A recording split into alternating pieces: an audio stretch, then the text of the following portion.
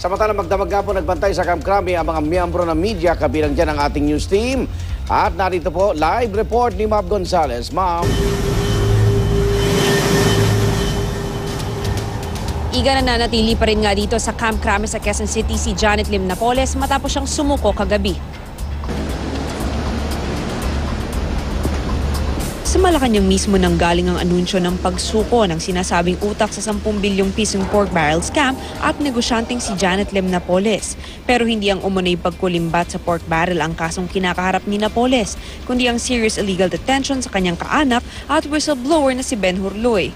Kay Pangulong Noynoy Aquino raw sumuko si Napoles. Matapos nito, tinurn over ng Pangulo si Napoles kina DILG Secretary Mar Rojas at PNP Chief Director General Alan Purisima para sumailalim sa mga kaukulang proseso. Kasunod nito, napasugod na ang media sa national headquarters ng PNP sa Campo Crame. Agad naming namataan ng abogado ni Napoles na si Attorney Lorna Capunan pero hindi siya nagbigay ng anumang pahayag. Mahigpit ang seguridad sa lugar. Maliban sa mga pulis, ilang tauhan din ng Presidential Security Group o PSG ang nandoon. Mismo si Pangulong Aquino pala ang nagdala kay Napoles sa Crame bandang 10:30 ng gabi. Voluntarily nag-surrender si Miss Janet Napoles sa Pangulo. Ayon sa kay Attorney Capunan, naghahanap talaga sila ng paraan para maparating sa Pangulo na handa na sumurrender si Janet Napoles, si Miss Janet Napoles. At nag-isip pa nga sila na kung maaaring magpaabot o magparating ng mensahe sa pamamagitan ng isang mataas na opisyal ng simbahan. Hindi ko lang alam kung sino. No? Tapos naisip nga nila na dating magkasama sa law firm nila si Secretary Lacerda.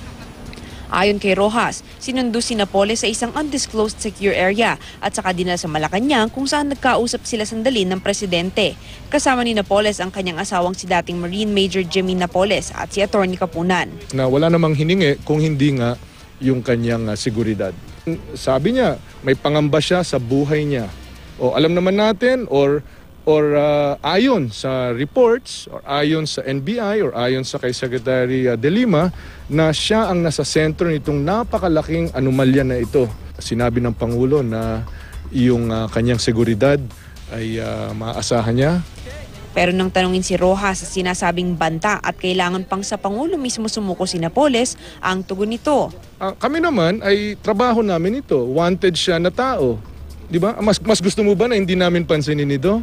Kung hindi naman namin pinansin ito, kritisismo na naman. Ang punto is, di ba hinahanap siya ng buong sambayanan? Mahalaga na ma-secure siya para malaman natin ang katotohanan. Di ba? Mas gusto ba natin na pag-alagala siya? Sa ngayon at large pa rin ng kapatid ni Napoles na si Reynald Jojo Lim na iginawid rin ni Luis sa pagdetain sa kanya. Kaya ang cash reward sa sino mang magbibigay ng impormasyon ukol kay Lim nananatili raw. Igan, yan pong nakikita nyo ngayon sa inyong mga screen ay yung national headquarters ng PNP dito sa Camp Crame. Sa isang bakanting opisina sa loob niyan, nananatili ngayon si Janet Lim Napoles. Nananatili naman na mahigpit nga yung seguridad dito sa building. Kaya po makikita nyo meron pa tayong mga Special Armed Forces na nakabantay dito sa pinto at bawal pa rin pumasok o lumabas ang sinumang nasa loob na media. Igan? Maraming salamat, Bob Gonzales.